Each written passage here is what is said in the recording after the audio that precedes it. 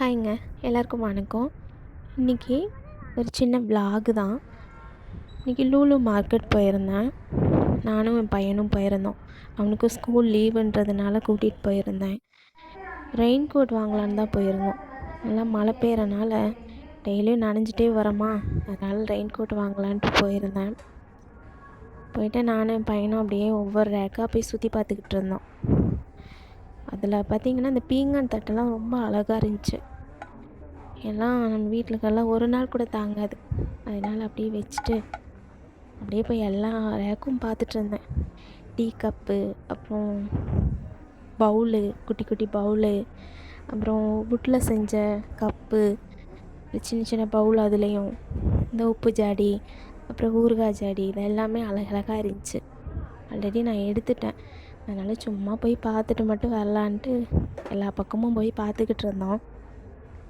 அதுக்கப்புறம் இந்த ஸ்கூலுக்கு அவனுக்கு தேவையான பென்சிலு, பாக்ஸு, இந்த மாதிரி ஐட்டம்ஸ் எல்லாம் வேணும்னு சொன்னான்.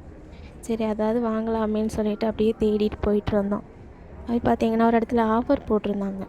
50% சொல்லி ஆஃபர் போட்டிருந்தாங்க. சரி புதுசாக இருந்தால் வாங்குவோமேன்னு பார்த்தேன்.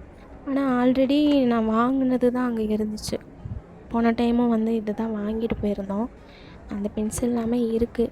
சரி வேறு புதுசாக இருந்தால் வாங்கலாம் அப்படின்னு நினச்சிட்டு தான் போனேன். அது இல்லாததுனால அது வாங்கலை. அதுக்கப்புறம் அப்படியே அதை விட்டு அங்கிட்டு போயாச்சு. அப்புறம் பார்த்திங்கன்னா இது பார்த்திங்கன்னா சணல் கயிறு. இது வந்து இந்த அண்ணாச்சி கடையிலலாம் பொட்டலம் போட்டு தருவாங்க. அந்த கயிறு கூட இங்கே 35 ரூபா போட்டு விற்கிறாங்க.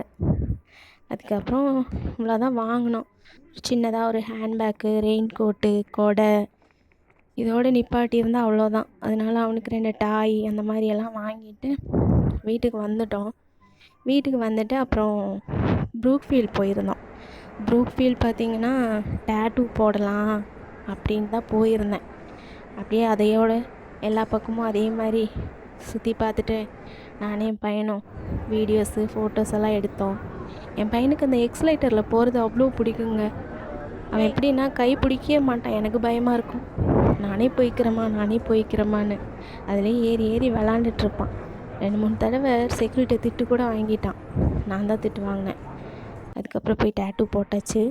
டேட்டூ போட்டுட்டு வீட்டுக்கு வந்து சாப்பிட்டுட்டு ரெஸ்ட் எடுத்துட்டோம். அவ்வளோதாங்க. பாய்.